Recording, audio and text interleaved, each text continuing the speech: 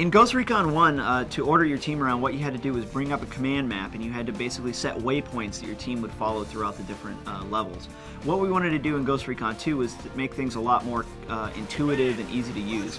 So we came up with basically a contact-sensitive system that through single pushes of the button on the Xbox controller or bringing up quick menus, you can easily and quickly order your team around.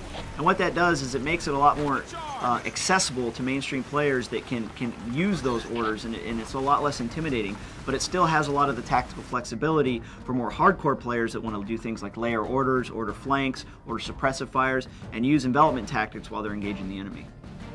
In Ghost Recon 1, vehicles were relatively static. They were a big threat, but they were usually an objective-driven thing, that the vehicles were here and you had to take them out, and it was either kill you or kill them.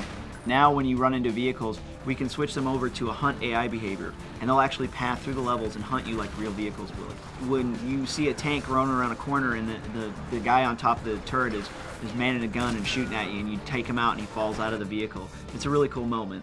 In Ghost Recon 1, we were pretty much limited to using a single texture or image being applied to any given surface. We have just blown that out of the water in Ghost Recon 2.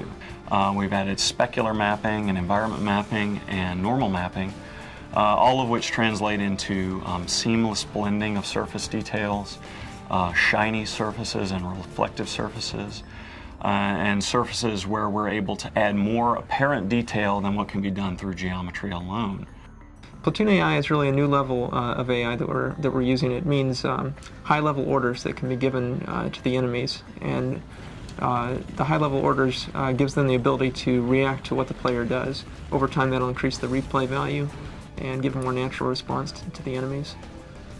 I think that people will be really surprised when they load up the game and see the lush environments with the richly detailed terrain, especially if they have Ghost Recon on the Xbox and they can do a side-by-side comparison.